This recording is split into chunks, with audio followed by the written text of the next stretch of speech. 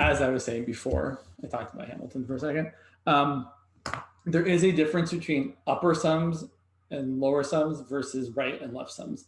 Most of the examples I am seeing in the homework for Morris's class are such that they're kind of the same because of the way the example is given. But I'm going to show you one or two examples just so we can kind of talk about how upper and lower sum is not quite the same as left and right sum. And really we'll talk about why.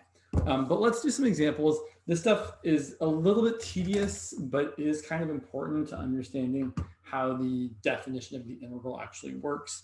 So I'm going to just, I cut myself earlier today.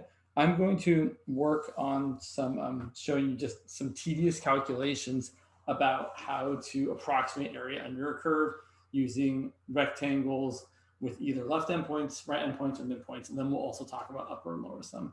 And I think there's also, sorry, I know this is not really useful. My video settings, no, okay, that's fine. I guess we're good. I thought I had clicked something, but it's not clicked like I thought it was. Awesome. Good. Okay, hopefully my light's not great, but you can see the board, which is what matters. So we'll go with that. And I do have the problems various people sent me. I might not do the problems you sent me exactly, but I'm certainly going to do things that are similar to those. So let me grab those over here. Yeah, good to go. Sure. All right. So let's start with this one. I want to, sorry. Approximate, almost all these problems, they are going to be approximations. So I want to approximate the area under the curve. Where'd you go here? Sorry. It's actually a bit blurry. Oh, it's a bit blurry. Yeah, you can't really read what's on the board. I can't either. That's an issue. I'm sorry. Let me see if I can do something to fix that. Thank you.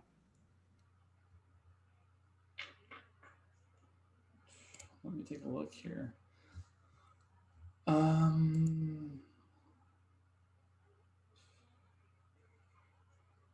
turn that down a little bit.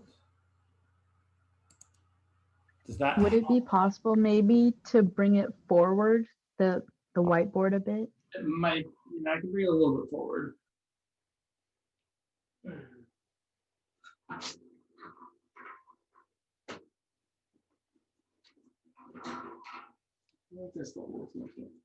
How is that? It's still kind of blurry. I think it's the internet connection. Yeah, let me close a few things. I've got a lot of garbage open here. That might help. That usually helps, yeah. Oh, I think that could be an issue. All right. One, I think I might have discovered the culprit. Yeah. I was uploading a video that I had recorded for a previous class and it hadn't finished yet. That is much better. Yeah. Cool. Good to know. Thank you so much. Yes, please, in general, let me know if the video quality is less than excellent. And I will try to make sure I get videos from other things uploaded before class starts. All right, so where were we? We want to approximate the area under, let's start with this one. Let's look at, say, f of x equal to x squared plus 1 on the interval 0 to 2 using, and we're going to do a kind of a bunch with this one, using either n equals 2 or n equals 4 subintervals. And we will do it with, so I'm going to say left and right because that's kind of more typical, and we'll talk about how those are the same as upper and lower for this example.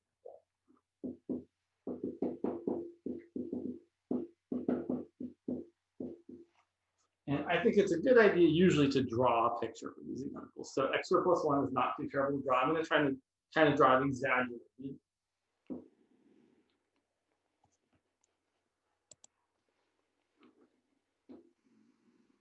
So here's my upward opening parabola, y equals x squared plus 1. And I'm going from n equals 0, sorry, from 0 to 2. So my interval is say like there.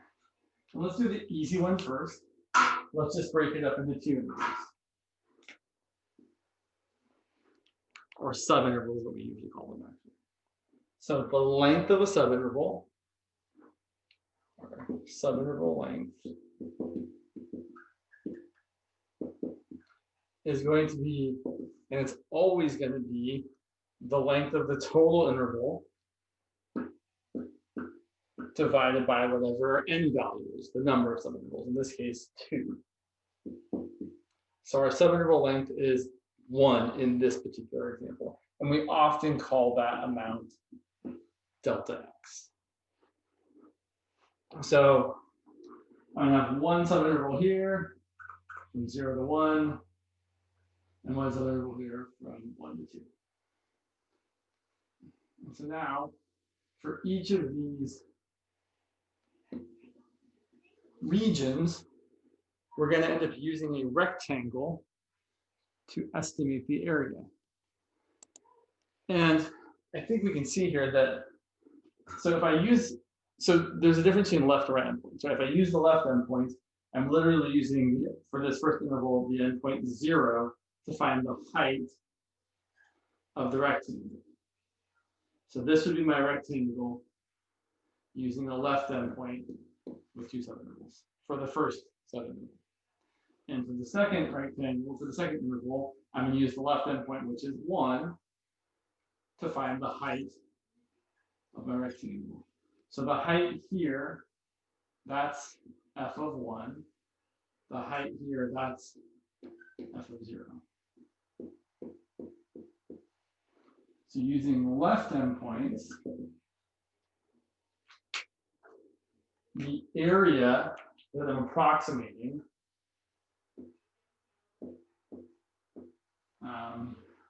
I think we often call it, let me see, I think there's a better way to note this. I think we usually call this L2, 2 for the number of intervals, L for left endpoints. So this is going to equal the base, and the base width for each of these rectangles is 1, times the height. The height of this first rectangle is f of 0. The height of that second rectangle is f of 1. So we're going to get f of 0. So plugging in 0 to my function, I'm going to get 1 times 0 plus 1 is 1. Plus, again, 1 times f of 1. The height here is going to be 1 squared plus 1, which is 2. So 1 plus 2 is 3. And we can see from the picture that this is definitely an underestimate of the actual area under the curve, because we are failing to capture all of this area in red. And so we see in this particular case, our left-hand interval estimate or approximation is a underestimate. It is also the, God, what's the word I'm looking for? The lower estimate. So, right, there's no other way you could get a smaller example. Basically, I'm going to say this a couple times. The lower estimate or approximation is the one where each rectangle you're using the smallest possible height, which if your function is increasing like this, is always going to be the left endpoint. If it was decreasing, though, it would be the right endpoint. Sophia, I see you have a question. In an instance like this, where like you have like a symmetrical function, would the midpoint one be the most accurate then? It's you. I mean, I will say generally when you have when you're estimating area under a curve and you're using left or right or midpoints, typically the midpoint is more accurate than left or right, just as a general rule of thumb. Okay, thank you. You're welcome. On the other hand, we could also use the right endpoints.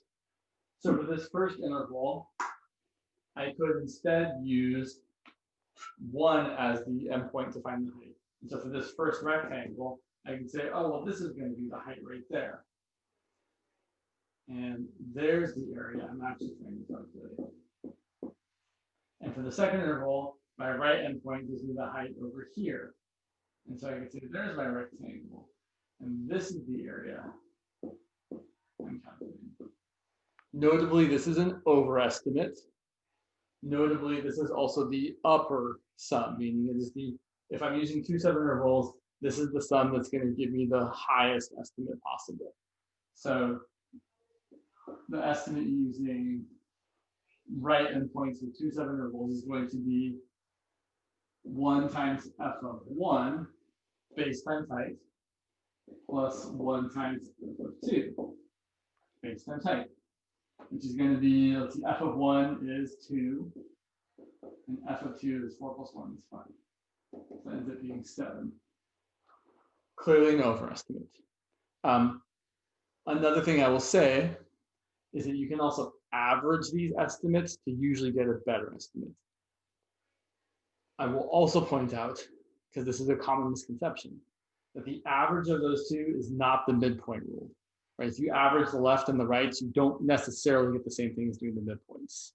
Averaging the left and right actually gives you what's called the trapezoid rule, which is something we'll talk about later. Mariah, I see you have a question. Yes. Okay.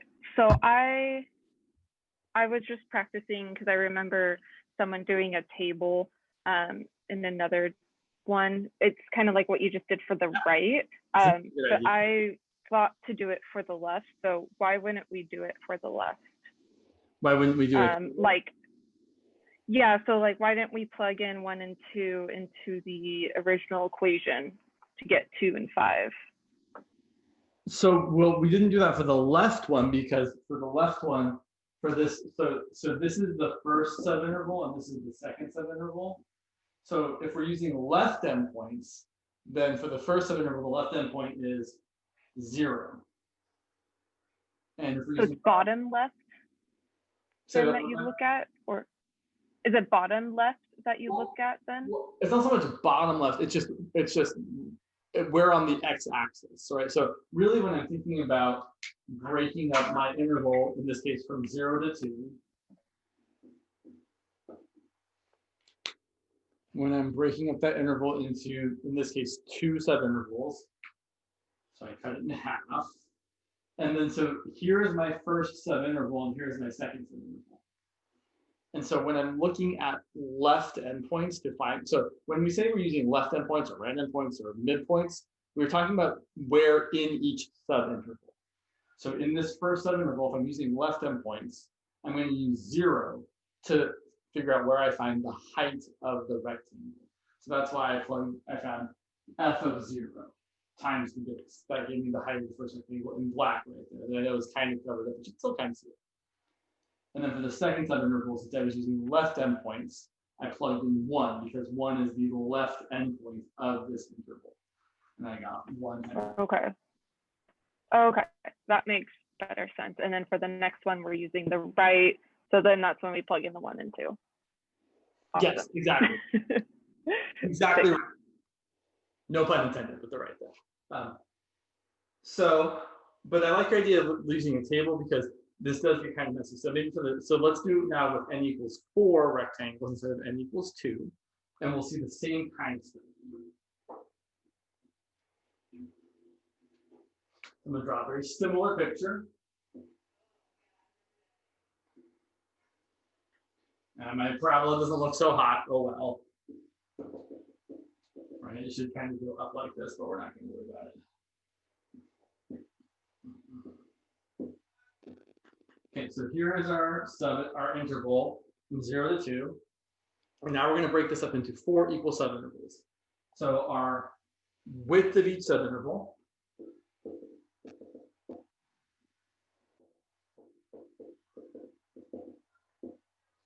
which people often call delta x, is equal to b minus a over n. In this case, that's going to be 2 minus 0 over n equals 4 subintervals. Mariah, did you have another question, or did I just fail to lower your hand? Oh, sorry, I just It's okay. lower it. I can also do it. I've got that capability. So this is going to end up being 1/2. So that's how wide each rectangle's base is going to be. Let me do one thing real quick here. Sorry.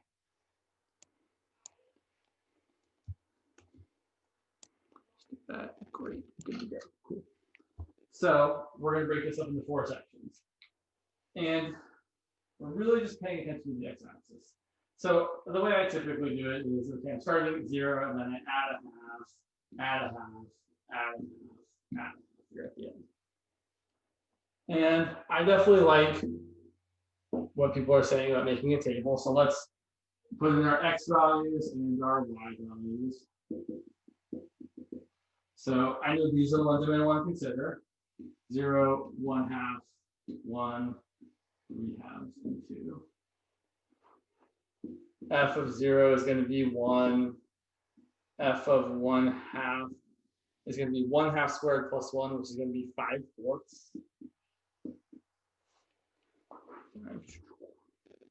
Make sure I see the chat. Cool. And then f of 1 is going to be 1 plus 1, which is 2. F of 3/2 is going to be 9/4 plus 1, which is 13/4. Finally, f of 2 is going to be 2 squared plus 1, which is 1. All right. So let's calculate L4 first. Let's do it again.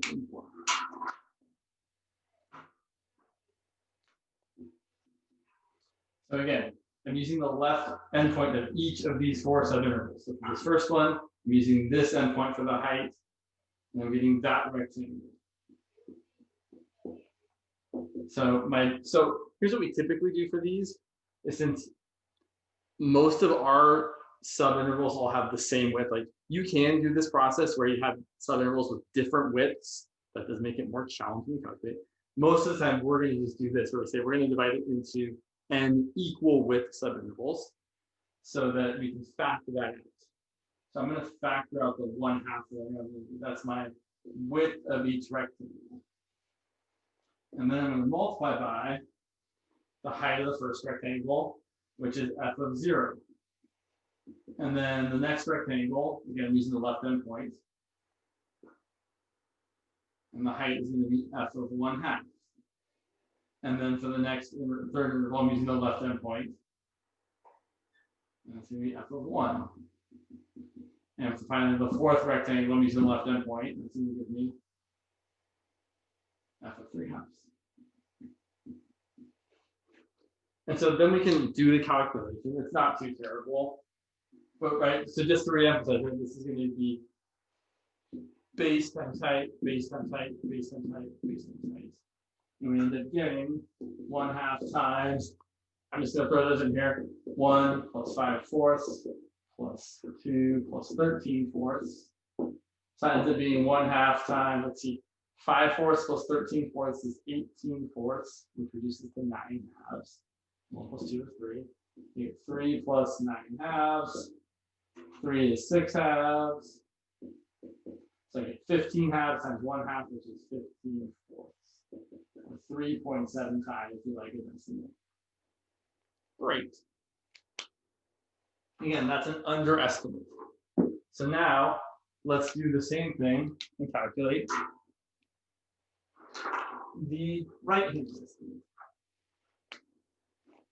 So for the right-hand estimate, these are what my rectangles look like. In each interval, instead of using the left side to find the height, I'm using the right endpoint to find the height. So meaning this rectangle, and this rectangle, and this rectangle, and this rectangle. So now these are the rectangles that I'm looking at. And it's almost the same calculation as before. The only difference really is that instead of having f of 0, I'm going to have f of 2. I'm still going to have all the same middle ones. I'm still going to have f of 1/2 and f of 1 and f of 3/2. But instead of having that left endpoint, I'm going to have that right left endpoint. So for R4, we're going to get 1/2 times f of 1 plus, sorry, not f of 1, I'm starting f of 1/2, apologies. Plus f of 1 plus f of 3/2 plus f of 2. Which I could really kind of cheat and say, well, it's going to be the same as this, except instead of 1, I'm going to have 5. So it's going to actually be 4 more in the parentheses. I should still probably show my work. It's going to be 1/2 times f of 1/2. 5/4 plus 2 plus 13 plus 5.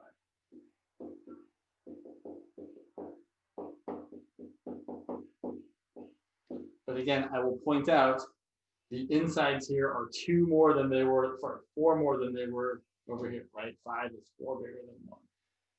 So let's see, 18 fourths is 9/2 plus 7. So you get 9/2 plus 7 is 14/2. So 23/2 times 1/2 is 23 fourths, which is 5.75. So those are my left and right estimates. And again, I will say that in this example, these are also the lower estimate and the upper estimate.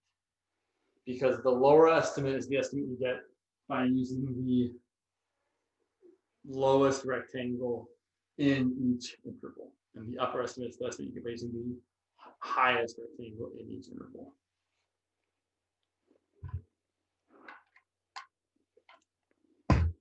Okay.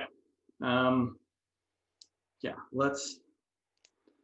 I think I saw this. I saw it before. Okay. So before we move on to the next example, which is going to be very similar in nature, are there questions about this? You guys are asking very good questions so far. So are left and right the same as upper and lower? They're not the same. And the next example will make clear kind of why that is. But that's an excellent question. Okay. Mariah, so you're raising your hand. No, I'm not. Oh, sorry. Okay. The person next to Mariah is raising their hand, and it's not the name. I don't see them. So just as it also, if everyone, if you have a chance, if you can rename yourself. I see a young woman raising her hand, but I don't see her name. So if you're raising your hand and you're wearing glasses and a UC Davis sweater, you're welcome to go ahead and ask your question. So I thought my name is on there. now I can think. see it. I couldn't see it before. I don't know why. Oh, okay. Sorry. I had a question on a homework that asked for like the estimate of the average value Yes. of like a function on an interval, and it happened that we had to like divide it, I think, by the number. That's exactly correct. I don't. Yeah. But why would we do that? Well, so I'll give you a quick answer and then I'll give you an example a little later. The real answer is you're asking for the average height of the function. So you're basically saying if you could, so a student actually explained it to me this way. Let's say I want to find the average value of this function on this interval. What you're really asking for is like the average height. And so one person described it to me as if you had an ant farm. You guys know what an ant farm is? Yes, I had an ant farm when I was a kid. If you didn't have any ants in it, but it was all kind of like, if it was like this, if you shook it up, you'd still have the same amount of sand. You'd still have the same amount of area under the curve, but it would all be level at the average height of the curve. And so the way we find the average height is you take how much area there is, and we know that base times height equals area. So if I want to find the height, I'm going to take the area and divide by the base. So that's why to find the average height of something, you divide by the length of the interval. But I also have an example and a couple of examples that we can do, and that will show it as well. Well, let's take a look at this next example, which is also similar to a homework problem. Also, just so you guys are aware, I can only see like 5 of your faces because since my video is pinned, I can't see many of you. So if you're raising your hand like this and I'm not calling on you, it's because I don't see you. So you can definitely use the reactions in the participants tab, and I can't do it because I'm the person leading the Zoom meeting, but you can like click on yourself or you can click on the reactions and there should be like a way to say, raise your hand. I can say yes or no or whatever, or go faster. I can click on. Well, I can also give myself a thumbs up. It's pretty great. So you can see, I think you can see me doing that right there. If you raise your hand, I will see it here. It'll also show on your video screen, so that I will. And then I think if you do that, it also brings you to the front of the line so that I can actually see you raise their hand. So if you have questions and you're trying to get that answered, use the reactions to actually raise your hand, and I will be able to see you. So here is the next example I have. I want to, so I want to estimate the area under y equals to 9 minus x squared and the x-axis between x equals -3 and x equals 3. Using, gosh, we're going to do a bunch here. So I think I was going to do, yeah, so we'll do a couple ones. Let's start off first with doing, and so the numbers, I will warn you, the numbers are going to start getting a little bit messy. That's okay, it happens. But let's do it using, yeah, sure. We'll do all the things. It's going to feel kind of dumb. We're going to do left, right, upper, lower. We'll even do midpoint with n equals 2 rectangles. It's kind of lazy, but the numbers get gross, so I didn't want to get it too. Okay, so let's draw the picture. You don't have to draw a picture, but it's good to draw a picture.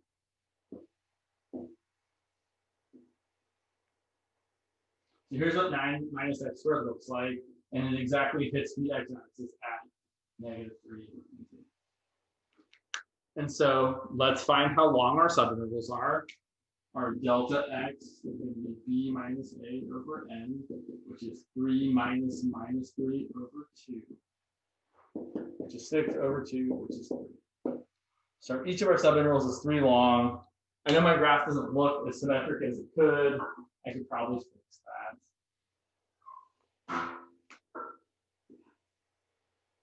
This is a little better. Okay, so let's talk about our subintervals. So the endpoints of my intervals are subintervals are -3, 0, and 3.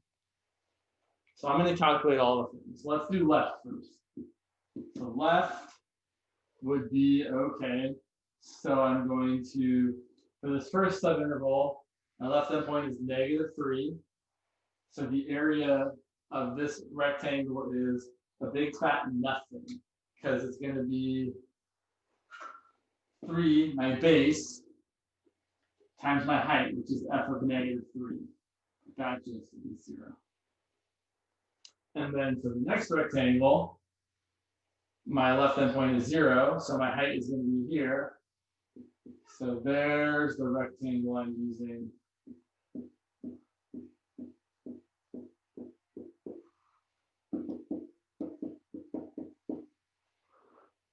So this is going to give me 3 times 0, which is 0, plus 3 times f of 0 is 9.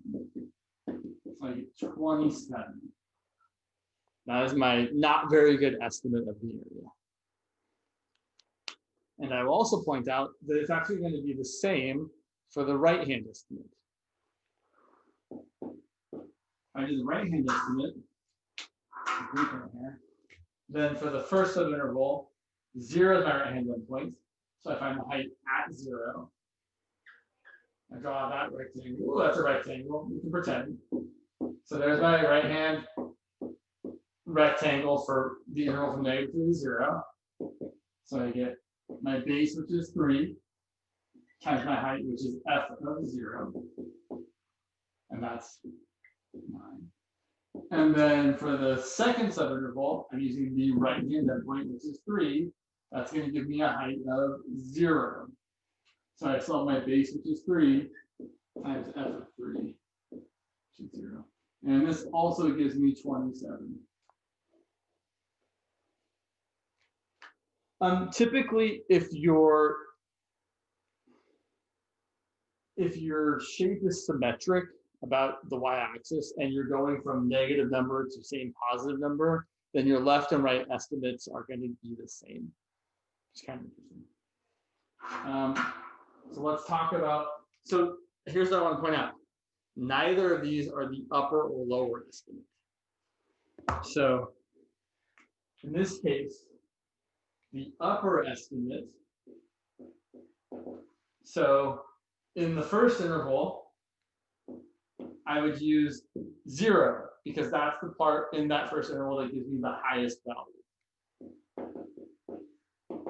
In the second interval, I would also use 0 because that's the point that gives me the highest value for the height. So the upper estimate would be 3 times 9 plus 3 times 9, which is going to be 54. So I'll reiterate. The upper estimate is the estimate you get by finding the most area for each of the subintervals. It's not necessarily left or right, although the upper estimate is right if your function is increasing. And the lower estimate is left if your function is increasing. And then it's the opposite of that if it's decreasing. In the same way, the lower estimate here, well, for this first interval, the lowest point is over here at -3. So it'd be 3 times f of -3, which is 0. And for the second subinterval, the lowest point is over here at 3. So it would be 3 times f of 3, which is also 0. So the lower estimate here is 0, which is not a very good estimate at all. Right? And it's kind of terrible. It's also not a very good estimate because we're only using 2 subintervals. Right? If we were using more subintervals, we'd be getting a better estimate. All right, let's talk about midpoint. Yeah, I can already saw this.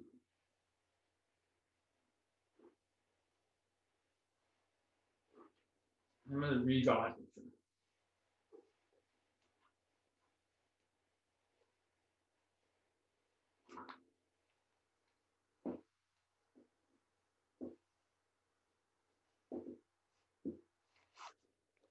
So still working with 2 subintervals. And so here's the thing. All the other things we've done so far, left, right, upper, lower, they all use the endpoints of each subinterval. The midpoint does not. It specifically uses the midpoint of each subinterval.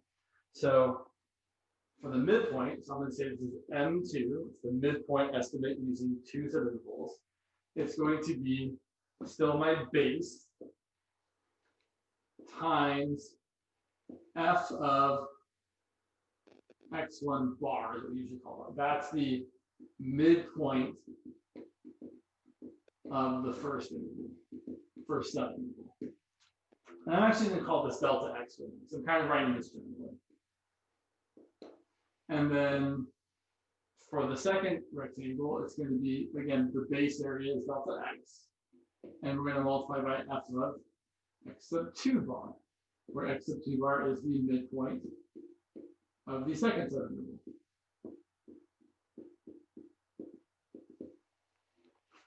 Here's what it looks like. So here's my midpoint of my first subinterval. I'm going to use that for the height. And that's the height of my rectangle between in this whole subinterval. So from -3 to 0. So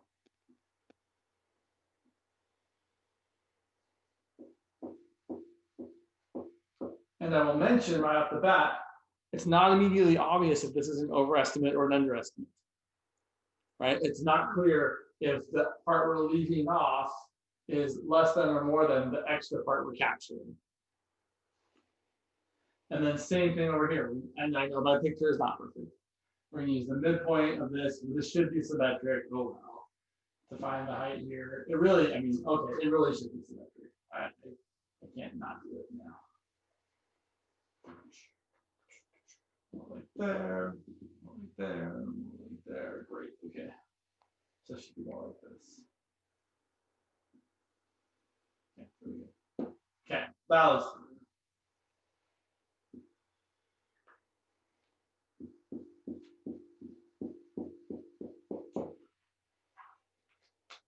So the hardest part about this usually is finding the midpoints. Here, they're not so bad. The midpoint is literally just the average of the 2 points. So the midpoint between -3 and 0 is -3/2. So delta x, that's my base, that's 3 times f of -3/2 plus delta x is 3 times my height, which is again f of 3/2. And then we end up getting 3 times t. So f of -3/2, my function was 9 minus x squared. So f of -3/2 is going to be 9 minus 9/4. And the same thing here, right? These should be the same. They're like mirror images of each other. So we end up getting, I don't know, something wonderful. 3 times 9 is 27. Minus 27/4 plus 27 minus 27/4. And putting it all together, we get 54 minus 54/4, which is, I'm going to multiply this by 2/2, get 108/2, minus this reduces to 27/2. So I think we're left with 81/2. Definitely the best estimate of all the estimates we've gotten so far. So, quick recap. If you're doing left endpoints, you're literally using the left endpoint of each subinterval. If you're doing right endpoints, you're literally using the right endpoint of each subinterval. And that's, again, to find the height of the function, or sorry, I should say the height of the rectangle for each subinterval.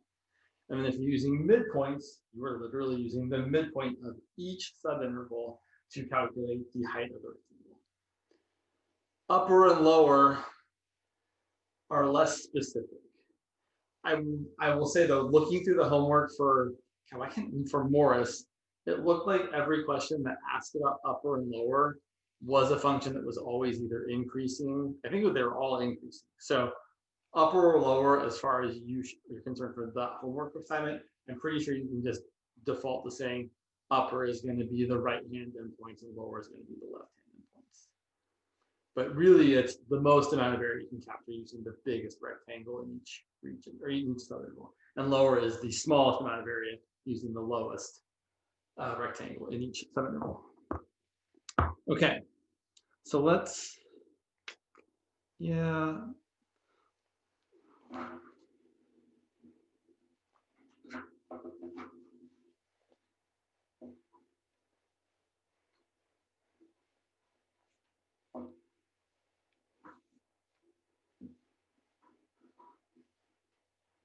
Maybe we'll do one more of these and then we'll talk about the other thing. Oh yeah, we'll do, I got a good idea. Let's do this. So I want to find the average value. No, I don't want to start with the average value. I want to find I want to estimate the area under, what do I got here? F of x equal to, I see why we did that. That would be smart. If I don't want the numbers to be terrible.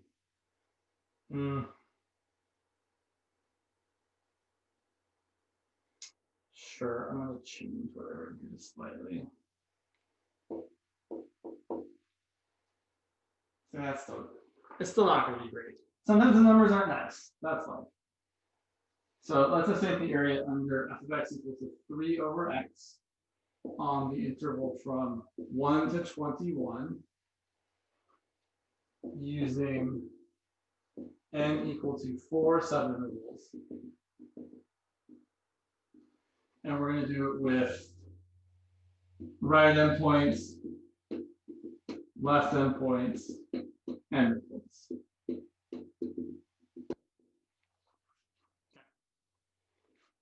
And again, it's good to draw a picture. It's not absolutely necessary. 3 over x. I'm actually going to plug in the endpoint. So if I plug in 1, 3 over 1 is 3. If I plug in 21, 3 over 21 is 1/7. So way over here, 21. Right? I'm not really trying to do this super to scale. So it looks something like that. And we're trying to estimate the area under it. I feel like I drew it a little too linear looking. It is not a straight line. Right? It's not linear for sure. Maybe I should kind of make it look a little curvier. There, that seems a little more realistic. Okay.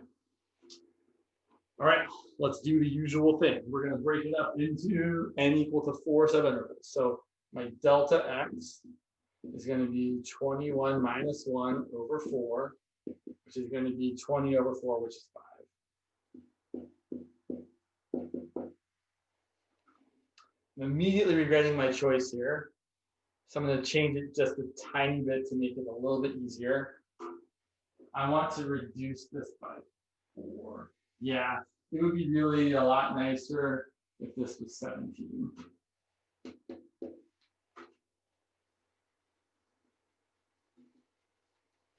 I think that's the same homework problem we had Is it for exactly the same? I feel like Thomas. Yeah, I think it changes a it little is. bit. I thought it did. I think besides adding the midpoints, it's the same. Okay. Well, then lucky you. I feel like the one I saw in the homework was 2 over x, but maybe it's different for different people. Did I really?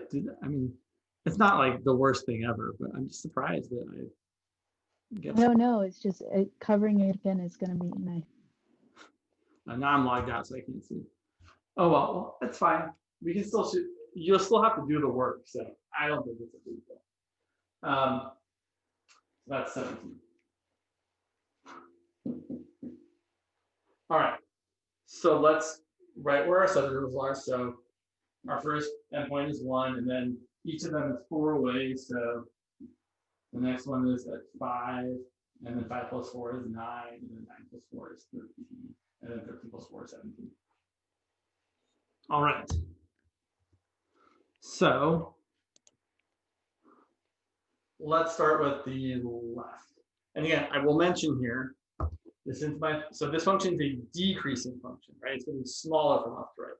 So we're going to see in this example that instead of the right endpoints giving you the upper or over estimate, and instead of the left endpoints giving you the lower estimate or the under estimate, it's actually going to be flipped. The left endpoints are going to be giving us an over estimate, and the right endpoints are going to be giving us an under estimate. So let's do right first. So for the first subinterval, so I should point out, right, you could totally do this without drawing a picture. If I wanted to find R4, the estimate using 4 subintervals and right endpoints, I could say, okay, well, my width of each subinterval is 4. So it's going to be 4 times the heights of the rectangles at the right endpoints, which is going to be f of 5, f of 9, f of 13, and f of 17.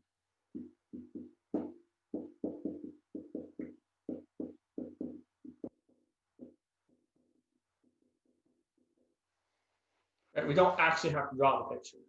It's nice to draw the picture, right? I can show you. So here's my first rectangle using right endpoints. Here's my second rectangle using right endpoints. Here's my third one. Here's my fourth one. Clearly an underestimate. The terrible part about this question is actually in the calculator. All right, so this is going to be 4 times f of 5 is 3/5, f of 9 is 3/9, f of 13 is 3/13, and f of 17 is 3/17. I imagine they probably want you to get a decimal approximation here, so you should get out a calculator if you're actually having to do a problem like this for your homework, and you should not like. So I will say, I wouldn't want to try and write that as a fraction, although you certainly could. If I did it on my calculator, let's check and take a look. 3/5 plus 3/9, which is reduced to 1/3, obviously, plus 3/13 plus 3/17 times 4. And then, yeah, let's do that. Nope, okay. Sometimes, oh, I see. Yeah. Nope. Sometimes if the fraction isn't too complicated, there's like a fraction to decimal or decimal to fraction button you can use on your calculator to get it back to the fraction. But apparently it is 2 fraction. Oh well. Oh, I had a number though. It was about 5.36.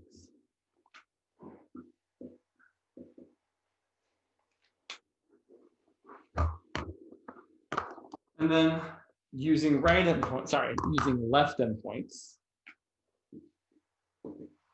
We're just using the left endpoint. So we're using this one and this one and this one and this one. So we're using still 4 because each of these has a base of 4 times f of 9 plus f of 13 plus f of 17. Sorry, I skipped one. I skipped the 5. Sorry, I forgot the f of 5. Oh, I'm totally getting it backwards. I was saying right endpoints. I was saying left endpoints, but I was trying to do right endpoints because I think it's so ingrained in my brain that the right one's supposed to be the bigger one, but the left one's supposed to be the smaller one. So sorry, let's fix it. Left endpoints. I pointed to the right ones at least.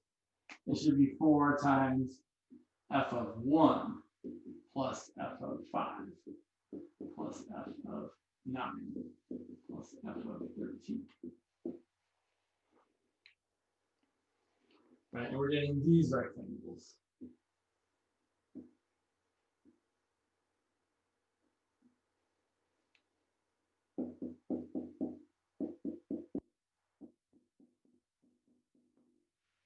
So this is 4 times 3 over 1 plus 3/5 plus 3/9 plus 3/13. And I suppose we might as well figure out what that is since we did the other one. So figuring out what that is, we're going to get 3 plus 3/5 plus 1/3. Right, we can do math in our head. Plus 3/13 is going to throw it off. Multiply that by 4. That feels way bigger than the other one. Like no, I guess not maybe. It feels like too much bigger, but I guess this rectangle is a lot bigger than that rectangle. So yeah, so this is approximately 16.65. 66. Which to me feels like too much bigger. But if you think about it, this first rectangle is 4 times 3, which is 12 high. And if we don't have that one and that one, it does make sense that it's like almost 12 bigger. So, okay, I feel okay with that. So obviously, a pretty big discrepancy between our left and our right endpoint estimate. I will also point out that in this case, the left estimate is the upper estimate, and the right approximation is the lower approximation. All right, and now for midpoints. The midpoints was really why I changed what my endpoint was, because the midpoints were going to be first. So we can find the midpoint of each of these intervals. And I think it's really just easiest to do it by finding the first midpoint. So the first midpoint here is 3, right? It's the average of 1 and 5. And then you can keep finding the midpoints as averages, or you can just add on how far apart they are. Right? Each of these midpoints is still 4 away from each other. So 3 plus 4 is 7, 7 plus 4 is 11, 1 plus 4 is 15. And so then we would be using that blue rectangle, which has a base of 4 and a height of f of 3. And then for the second interval, you'd be using this blue rectangle, which has a base of 4 and a height of f of 7. For this fourth rectangle, base of 4, height of f of 11. And finally, for this last rectangle, base of 4, height of f of 13. Sorry, f of 15. So this calculation will end up being, there's the good blue pen asking for, 4 times 3/3 plus 3/7 plus 3/11 plus 3/15. And if we, again, might as well do the whole thing. So this is going to be approximately C1 plus 3/7 plus 3/11 plus 3/15. That's about, oh, sorry, times 4. It's about 7.61.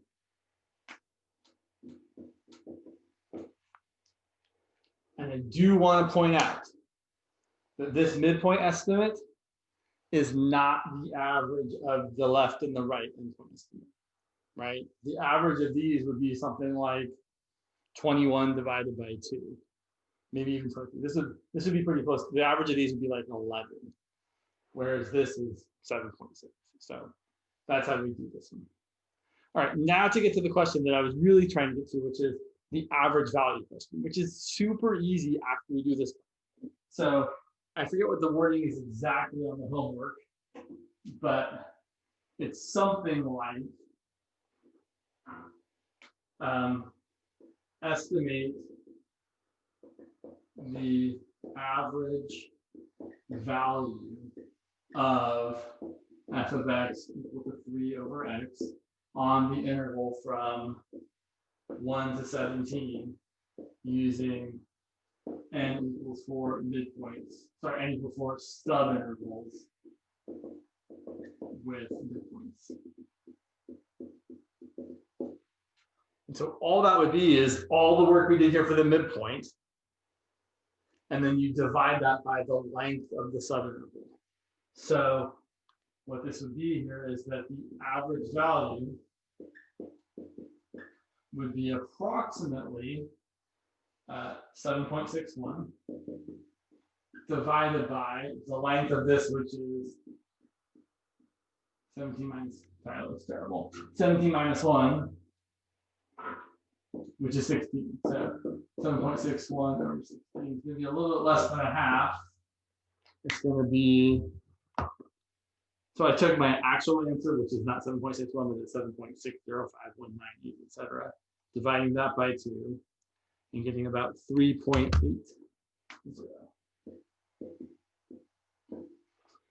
But I'm not supposed to be divided by 2. It's divided by 16, you crazy person. Sorry. So I'm getting about 0.47. That seems crazy. Okay, yeah, 0.47. So the average value of this function is estimated to be about 0.47. And that's not the actual average value because we're using an estimate to get that. But what that means is somewhere around a half is the average value of this function. And that if you were to, again, if this were sand in the ant farm and you shook it all up, it would all be level at a height of about 1/2. Not exactly because it's an estimate, but approximately. Okay.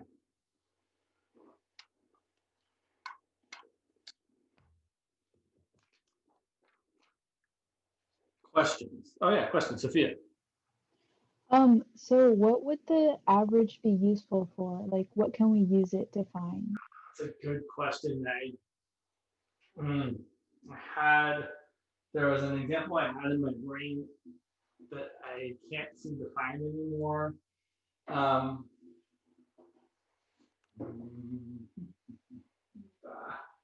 don't have a good answer off the top of my head.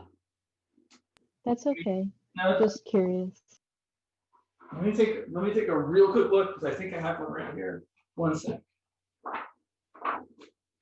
That is, so I will admit that is one of the areas I'm usually not great at being helpful, is like, how is this useful in the real world? That is unfortunately not always where I'm great at, like, oh yeah, this thing. Doesn't mean you shouldn't ask. It just means I'm not always great at having an answer.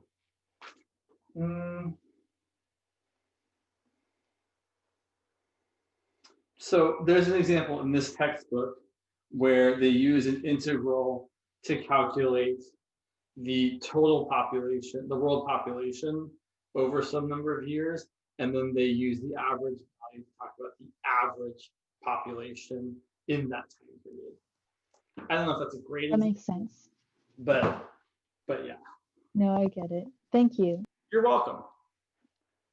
Let's see, I have that. Okay, so what time is it? Okay, we got time. Cool.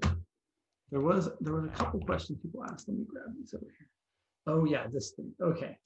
So we're gonna do that, but first we're gonna do this. I think I addressed. So some people ask some stuff about sigma notation, which can be kind of funky. Let me grab this and put it over here. And here's a problem similar to a question I was asked that is not quite the same. So the question asked was something like, given that the sum from, I don't know, let's say k equals 1 to 6 of f of k is equal to, what am I going to make it here? Yeah, sure, let's do that. Let's do 4 plus 7 plus 10 plus 13 plus 16 plus 19. Find f of k.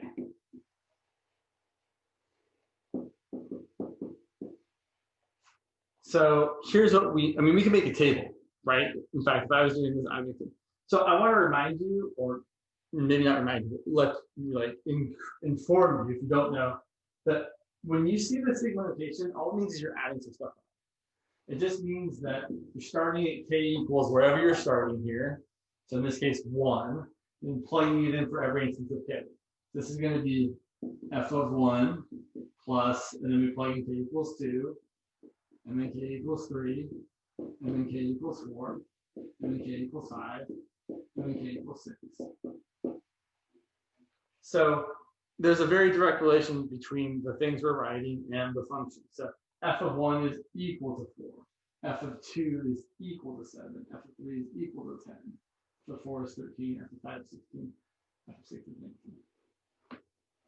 To me, it looks like f of k is a linear function because each time I increase k by 1, I increase the output by 3. So it looks like f of k is something like 3k. I think. Maybe not. Maybe I'm crazy. No, that seems right. Unless I made a mistake. Oh no, I keep seeing this as a 3 because I've drawn it 4. It's not quite right though, because if f of k is 3k, then f of 1 is going to be 3 times 1, which is 3. F of 2 is going to be 3 times 2, which is 6. F of 3 is going to be 3 times 2, which is 9. I'm off by 1. So I need to add 1. But that's kind of it. So if they give you kind of the first so many terms and ask you to find the function, I mean, it might be more complicated than this, but the ones I've seen in the homework are all just linear, so they're not too bad. Yeah, Sophia. Do you have any tips for like reverse engineering the function if they have questions like that? Like for a sigma notation like this? Yeah. Hope that it's linear is the first thing. But yeah, I could definitely see it being more complicated. And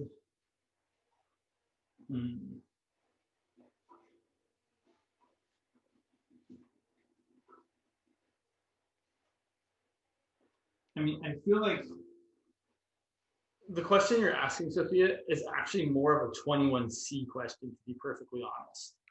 So what you're going to see in 21C is you will look at sequences and you'll kind of be given the terms of the sequence and then asked to kind of work backwards to figure out what the sequence actually was. I don't think that's something we're really going to, I think more what the questions are trying to get at here are just, do you understand how the segmentation works? So like if I write something like, what's the sum from k equals 2 to 7 of, I don't know, k squared minus 3k plus 1, it's really just a function. I'm just plugging in k equals whatever and getting some output. So if I plug in k equals 2, I'm going to get 2 squared minus 3 times 2 plus 1.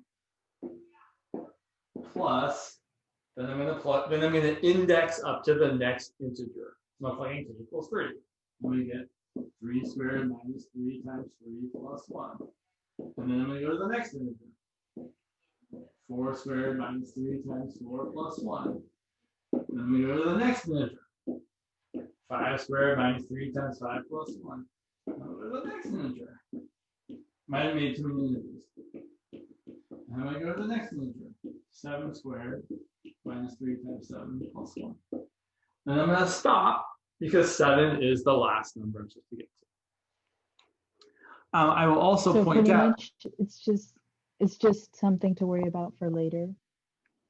Yeah, as far as trying to reconstitute the original kind of expression. Like, so if someone wrote it this way, we could totally figure out what it was, right? If someone said like find the sum from k equals 2 to 7 of f of k, and they gave you all of this, it'd be really easy to say, oh, well, when k is 2, right, there are the 2's.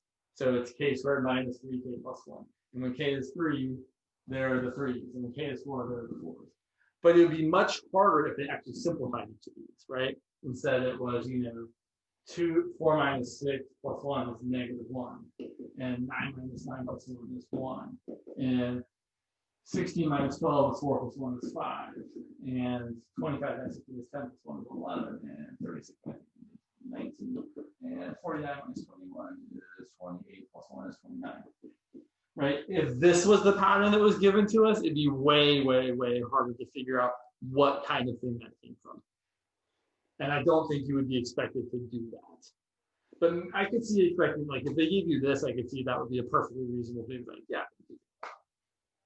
Okay. Let's look at it. So like I think close to one of the last questions on this homework before you get to like the segmentation stuff, or maybe after, I don't remember if it was there or after.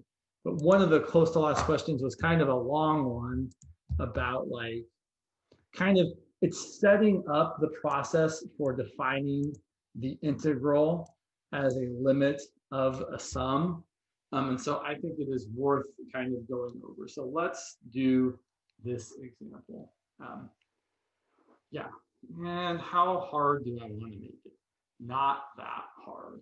So let's consider, I'm going to do a different example. So let's consider the function f of x equal to 2x plus 3 on the interval from 0 to, let's go with 4. I don't see, oh, this is problem, oh, I don't, it says work section 5.2 problem 4 bracket 6. I don't know which one that actually is. It's okay. So the first thing we're being asked to do is to divide the interval into sub-intervals of length n. Or I should scratch that, delete it from your memory. That is not the right thing. Not length n sub-intervals. So n sub-intervals. What's the length? Well, we don't have to draw a picture, but I'm still going to draw a picture. But when I'm talking about subintervals, I really kind of mostly only care about the x-axis. Like I could draw the graph and the thing. Maybe I'll do that in a minute. But for now, I really just care about dividing the x-axis into the appropriate number of intervals. And I don't want the y-axis really. There's my 0. So I'm dividing this up into n intervals. So before, right, when we divided it up into like 4 intervals, we would do b minus a divided by 4. 2 intervals, b minus a divided by 2. Here, we're going to divide this up into n intervals. So the length is going to be b minus a divided by n, which is 4 minus 0 divided by n, or just 4 over n. So each subinterval has a length of 4 over n. There are n of them, and n times 4 over n gets back to the whole length of 4.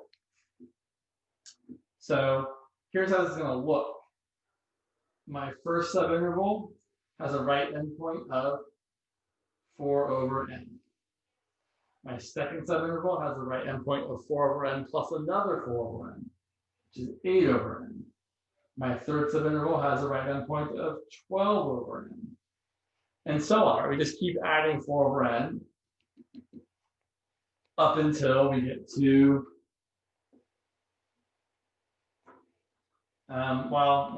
let's just leave it at that for a minute. Okay, so the length is 4 over n. B minus a over n again. Second part of this. In order to determine an overestimate for the area under the graph of the function, at what x value should we evaluate f of x to determine the height of the first rectangle? Good question. So now we should draw our picture.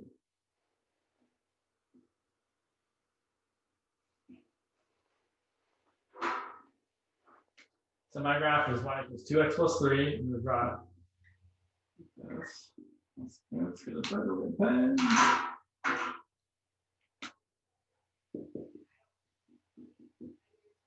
So there's y equals 2x plus 3. And right here, here is my first subinterval. My first subinterval starts at 0 and ends at 4 over n. All right, let me ask everybody, and you can answer by typing either R or L in the chat. If I want to get a rectangle that's an overestimate in this first subinterval, should I use the right endpoint with an R or the left endpoint with an L?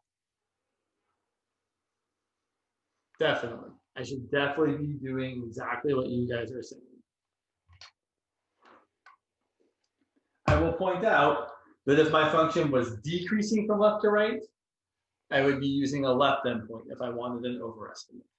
So it really does depend on which way the function is going. It's not always a right endpoint to get an overestimate. Sometimes it's the left endpoint. But we're going to use the right one. So the rectangle I'm going to get is going to be that rectangle right there. And so I guess I should point out that the answer to the question, right, what endpoint should I use? The endpoint would be x equal to 4 over n.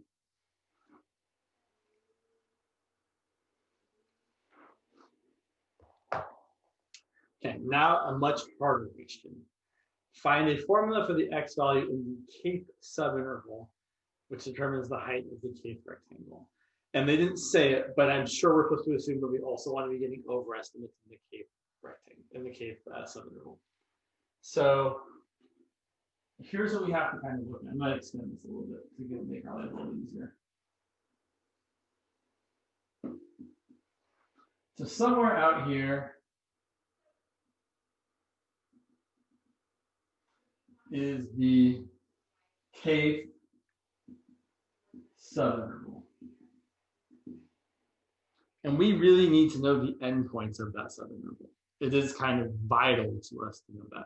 So there's actually a way we can kind of figure it out. So the first subinterval goes from 0 to 4 over n. The second subinterval goes from 4 over n to 2 times 4 over n. The third subinterval goes from 8 over n to 12 over n, which is 2 times 4 over n to 3 times 4 over n. It looks like whatever subinterval we're in, that the right endpoint is 3 times, or that I should say, that subinterval number times k times 4 over n, and the left endpoint is is the subinterval number minus 1 times 4 over n. So what I would guess is that the kth subinterval goes from k minus 1 times 4 over n to k times 4 over n. Here's how we can check. How many subintervals should there be? Or how many subintervals are there? right? They told us in the problem. Yeah, go ahead. Is it The n? whole length is 4. Sorry, go ahead. So how many of these little pieces do we have? N? N, exactly. So the nth subinterval should end over here at 4. So if this pattern works, then instead of using k, if we use n, the nth subinterval should be n minus 1 times 4 over n, comma, n times 4 over n. But n times 4 over n is n. Sorry, is 4. So we are ending at the right place. Right? The nth subinterval exactly starts here at n minus 1 times 4 over n and ends here at 4. I see a question, Mansoor. Where did you get k minus 1 from? Well, so I was using the pattern that I saw from the first few examples, which was that the first subinterval was from 0 to 4 over n. The second subinterval was from 1 times 4 over n to 2 times 4 over n. The third subinterval was from 3 minus 1 times 4 over n to 3 times 4 over n. So each Okay, subinterval, the left point was that number minus 1 times 4 over n, and the right endpoint was that number times 4 over n.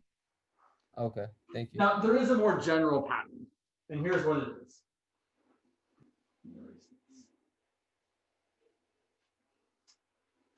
If your interval goes from A to B, then your delta x, which is the width of each subinterval, is b minus a over n. And your endpoints, which we typically, right, if we're starting A, ending B, we usually call this A x sub 0, and this is x sub 1, x sub 2, all the way to x sub n minus 1, and b is x sub n. Then the way we can actually write a formula for those endpoints is x sub k is equal to a plus k times delta x, which makes a ton of sense if you think about it. X sub 0 is a plus 0 times delta x. So x sub 0 is just a. And then x sub 1 is going to be a plus 1 times delta x, which is literally just moving us over 1 delta x, right? It's a plus 1 times delta x. And x sub 2 is a plus 2 times delta x. So we're starting at a and then going 1, 2 delta x's over to get to x sub 2. And that's literally the formula I'm using here, is that this, in the kth subinterval, the right endpoint is x sub k, and the left endpoint is x sub k minus 1. So the x sub k is exactly a plus k times delta x. Our a is 0 plus k times our delta x is 4 over n. I saw a question, Sophia. Did I answer your question? Kind of. I don't know if I missed this in the beginning, but like, why or how do we get the delta x? So like, I think I understand how, but how do we know that it's like, how do we know it's that? So the delta x is just the width of each subinterval. Okay, so to make sure, let's see. So yes, so this is right. So again, we said we wanted the right endpoint for our kth subinterval. For the kth subinterval, the left endpoint is x sub k minus 1, the right endpoint is x sub k. Just like in the first interval, the left is x0, the right is x1. In the second interval, the left is x1, the right is x2.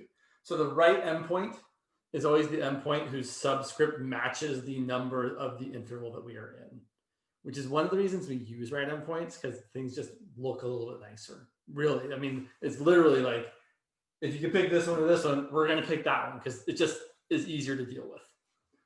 Okay, so then we're going to write down a Riemann sum for f of x over the given interval using the, what? That is a, okay. Yeah, okay, that's weird. That's strangely worded, but fine. Okay. Can I erase anything?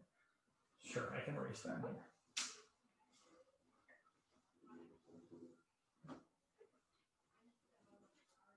So our right endpoint, our x sub k, is just k times 4 over n. And I'm gonna give myself a little less space. So we're ending here.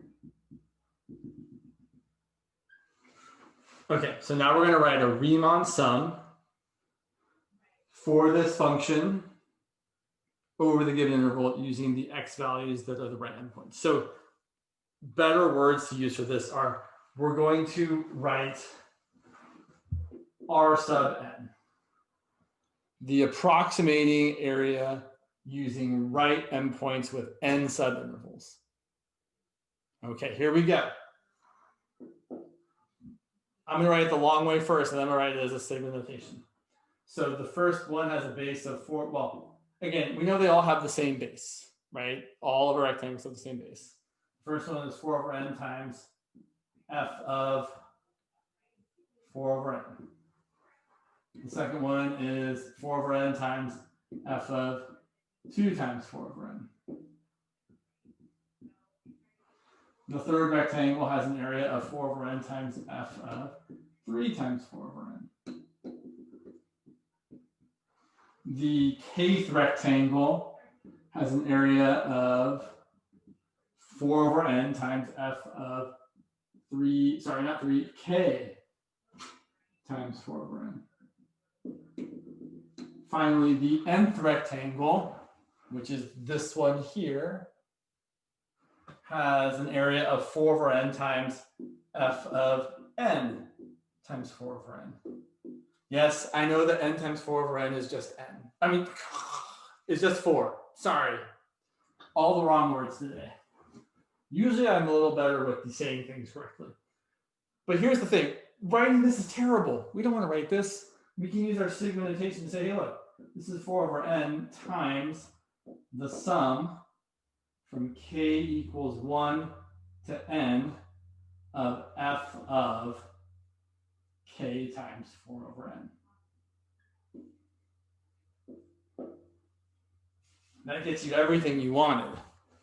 And you can put this 4 over n inside the sigma or not. It doesn't really matter. So yeah. And then they want us to do some crazy stuff. Question, Sophia. I'm sorry. Could you explain a little bit? Like, I'm a little bit confused about the notation. Sure. So again, so remember what this means here, right? This means you start at k equals 1. So you get f of 1 times 4 over n. And then you add. Why doesn't it start at 0?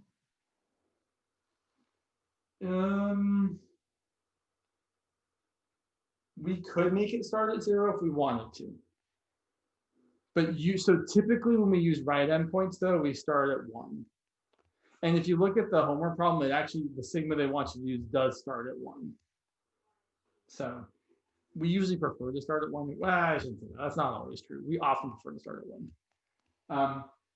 We're out of time, but I really want to finish this problem. But unfortunately, I have to go to another place. So what we're going to do, I guess what we'll do on Thursday is we'll finish this up. So yeah. So what you're going to do next is you're going to actually use the function, right? Our function was, your function on the homework problem is nicer. Our function was 2x plus 3. So then this is going to be 4 over n times the sum from k equals 1 to n of f of this, which is going to be 2 times k times over n plus 3. So I wish I had time to say more,